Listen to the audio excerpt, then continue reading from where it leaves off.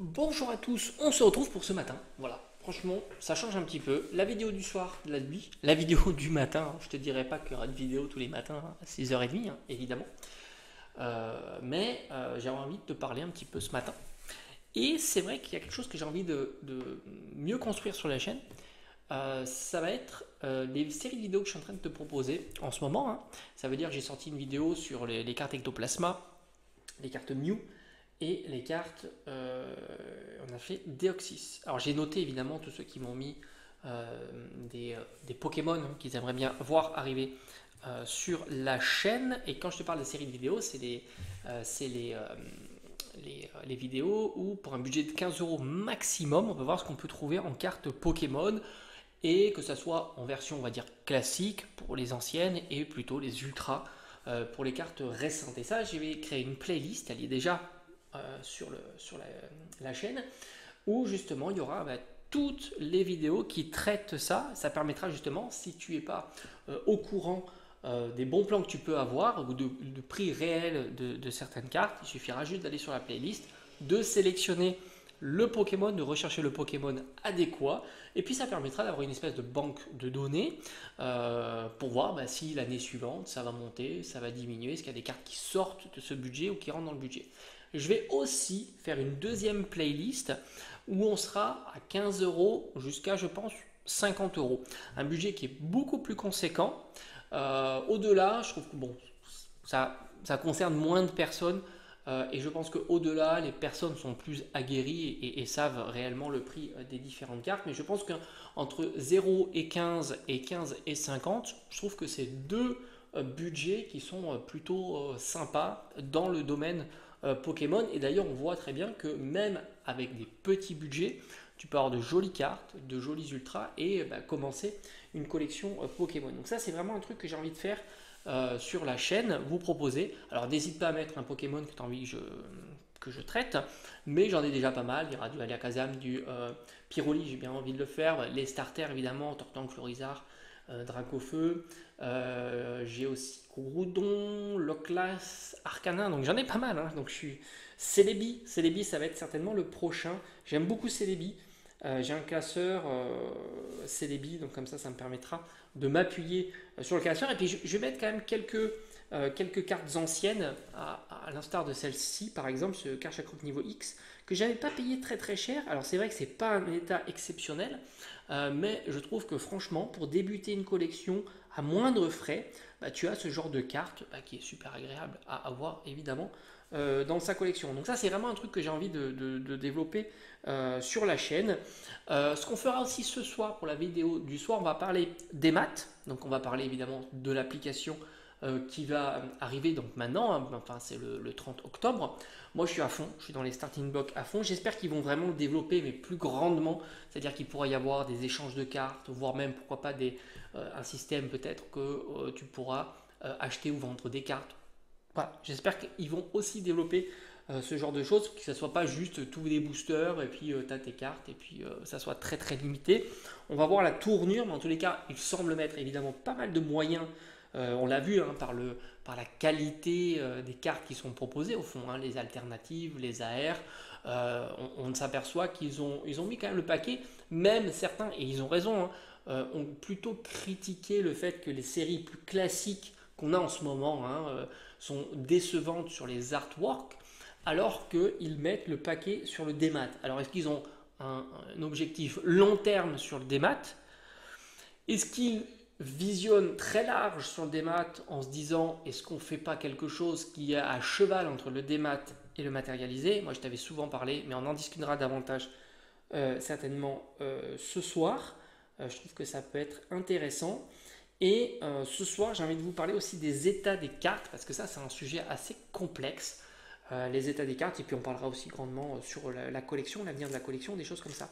Mais c'est vrai que l'état des cartes, c'est quelque chose qui est très complexe, c'est pour ça que beaucoup se tournent plus facilement sur la gradation. Et d'ailleurs, les cartes, quand elles sont gradées, elles sont souvent plus difficilement notées. Ça veut dire que les sociétés de gradation sont rarement indulgentes sur des cartes qui ont des défauts. Par exemple, une carte comme ça qui est franchement très belle, La face avant est vraiment bien. La face arrière, oui, bah, tu t'aperçois qu'il y a ça et ça. Quelle pourrait être sa note et est-ce que c'est difficile de se mettre d'accord sur un état, typiquement cette carte-là ou d'autres cartes? Ça, c'est vrai que c'est pas facile. Autant sur du Near Mint, ça reste assez simple. 7, 8 plus. Mais en dessous, excellent, good. En plus, il y a tout un jargon, hein, tu le connais certainement, etc., etc. Ça devient beaucoup, beaucoup plus compliqué. Donc ça, on en parlera évidemment ce soir, et puis on parlera évidemment en collection, comment va être la fin d'année, comment va être l'année suivante, et ainsi de suite. Et aussi, on parlera d'avantages peut-être de ce genre de cartes qui vont être remis au goût du jour, donc cartes qui ont l'idée a déjà été usitée il y a très très longtemps. Donc voilà un petit peu le planning, vraiment l'objet. Et puis on va continuer à suivre, hein, parce que là n'oublie pas que vendredi, c'est vrai qu'on m'a posé la question de savoir quels pourraient être les prix bas de ce genre de carte. Moi je t'en ai fait une vidéo, hein, je t'avais dit que c'était pour moi 10 euros, ça me semblait quand même très bas. Et bien on va le suivre, on va voir que pour l'instant on n'est jamais vraiment en sortie des 10 euros à la carte. Donc on fait un point bilan, là on est mercredi. Et on fera un petit point bilan comme on le fait à chaque fois tous les vendredis. Donc ne sois pas surpris si vendredi il y a encore un short qui sort. C'est le point bilan de ces cartes-là. D'ailleurs, ça aussi c'est une petite remarque que je te fais. Si tu as envie qu'on fasse un point bilan sur une carte en particulier, je sais pas, je te lance un truc, Pikachu Van Gogh, par exemple, eh ben on peut faire un point bilan une fois par semaine, une fois par mois. N'hésite pas à le dire dans l'espace des commentaires et on verra ça ensemble. Ça pourrait être assez intéressant. Ce qui est intéressant, c'est d'avoir un item dont on imagine qu'il va évoluer avec le temps. Si je fais le point bilan, je sais pas moi, de ce duo pack, c'est pas très intéressant. On va toujours constater la même chose. Le point bilan, l'avantage d'un point bilan de ce genre de carte, c'est ça qui est très intéressant. Et tu peux pas le faire pour Scalperer par exemple, parce qu'il n'y a aucun intérêt, ça ne bougera pas. La carte est à 1 euro certainement, peut-être même moins. Et 1 euro, c'est le bruit, tu vois, c'est-à-dire 1 euro, on ne peut pas descendre vraiment davantage. On pourrait faire des bons achats à 50 centimes, en plus, on a les frais de port, enfin, ça n'a aucun intérêt. Autant ces deux cartes-là, c'est un intérêt qui est plutôt fort parce que ça va nous donner de l'expérience sur l'évolution de ce type de carte. Pourquoi ce type de carte? Parce que c'est des cartes qui sont ultra premium, des SAR, qui sont exclusives, qui sont sur des séries .5, qui sont sur des coffrets qu'on ne verra plus une fois qu'ils seront en rupture de stock. Pour l'instant, ce n'est pas le cas, mais à un certain moment, ça arrivera, hein, ça c'est certain. Et ça permettra d'avoir de l'expérience. Est-ce que ça se casse vraiment la figure? Est-ce que ça monte assez rapidement? Tout ça, ça sera vu. Et c'est vraiment ça l'idée, hein, l'idée principale de suivre et d'avoir un petit peu de l'expérience, voilà, sur les cartes Pokémon, quelque chose de plutôt factuel. On aime bien ce terme à la mode, c'est factuel. De voir un petit peu comment ça peut évoluer. Voilà, grosso modo, c'est ça que j'avais envie de vous dire ce matin. Donc pour moi, la ligne qui va... Alors on va faire évidemment de l'ouverture parce que c'est vrai que ça m'a été reproché. Bon, franchement, entre nous, sur la chaîne, hein, je parle, c'est une chaîne qui a été créée en 2019. D'accord? Donc il y a plus de 5 ans maintenant. Et je pense qu'il y a au moins 500 à 1000 vidéos d'ouverture. Imagine-toi, hein, ça fait quand même pas mal de boosters. Alors oui, c'est vrai, ça fait depuis quelques mois maintenant où j'ai ralenti les ouvertures, c'est vrai. Ça me permet justement d'avoir peut-être d'allouer le budget différemment. Parce que c'est vrai que ouvrir, c'est perdre de l'argent, hein, ça on est tous d'accord pour le dire. Et c'est beaucoup plus facile, surtout que les cartes ont bien décoté, d'aller acheter les cartes. Il y a toujours un plaisir d'ouvrir, surtout certaines séries. Et du coup, c'est vrai que l'axe de la chaîne, et c'est pour ça que je voulais t'en parler aussi, ça va être plus, déjà, tout ce qu'on a proposé là, hein, l'application, ça aussi, j'ai vraiment envie de m'y plonger. Alors, il y a un revers de la médaille, visiblement, l'application, il y aurait beaucoup de choses payantes. Alors, visiblement, il y aurait une ouverture de booster tous les jours. Donc ça, évidemment, on s'ouvrira notre petit booster ensemble, essayer de voir ce qu'on peut faire tomber. J'espère qu'il y aura des systèmes d'échange et j'espère qu'il y aura des systèmes où on pourra davantage jouer aussi, gagner des boosters, gagner des choses. Parce que si tu passes par la case payante, ça risque d'être plutôt dommageable. Donc tout ça aussi, j'ai envie de faire grandir. On va continuer la collection jeux vidéo aussi, parce que c'est une chaîne, quand elle a été créée pas que autour de l'univers Pokémon TCG. C'était collection jeux vidéo, il y avait même des let's play, tout ça, ça va reprendre.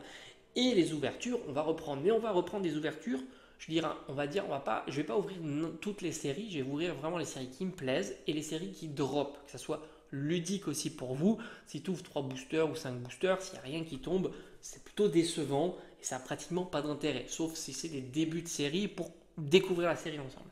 Mais du coup, voilà, si un jour il y a une série qui drop beaucoup, un petit peu comme Paldea, d'ailleurs, on a fait quelques ouvertures Paldea quand même, il y a eu les Pokébox, il y a eu le TB et ainsi de suite.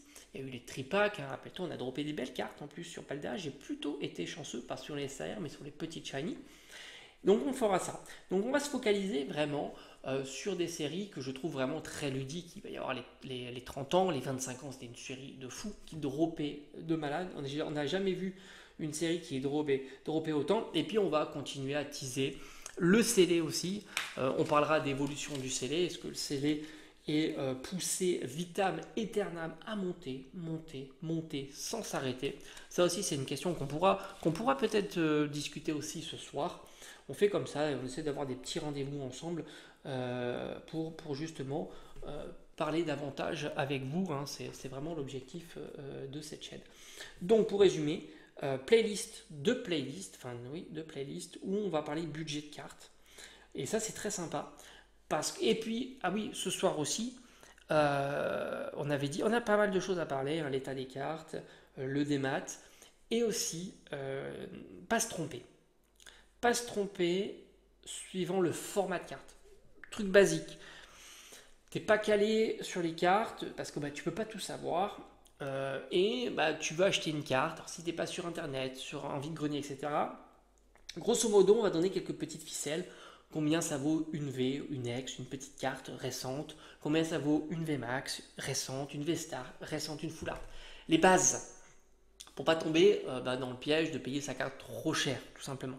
Ça, c'est intéressant, ça s'oriente plutôt par les personnes qui sont moins connaisseuses ou pour les parents hein, qui ont des enfants et qui veulent justement acheter des cartes et pas se dire que ça c'est une carte qui vaut très cher alors que c'est pas le cas.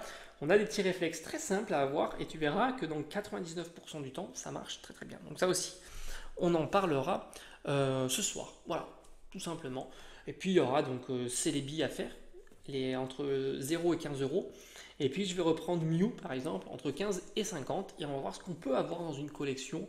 Alors évidemment il y a des cartes que je vais pas mettre hein, parce qu'on ne peut pas mettre toutes les cartes, mais je te ferai une petite sélection de cartes que je trouve très sympa entre 15 et 50 euros. Au-delà, bon, le budget est quand même très conséquent et ça s'oriente plutôt sur les cartes anciennes. Et puis on parlera évidemment de cartes anciennes avec l'État parce que savoir acheter une carte ancienne en le payant le bon prix, ça aussi c'est assez important et on verra un petit peu quelques tips. Cette carte elle est vraiment propre. Hein. Moi je dis elle est vraiment propre pour l'année quoi. C'est du 2009, pour moi c'est assez propre. Tu vois. Il y en a qui te diront elle doit avoir une très mauvaise note, mais moi je la trouve quand même super sympa. Bon bref, on a terminé pour ce matin. Je te dis bonne journée et on se retrouve très vite.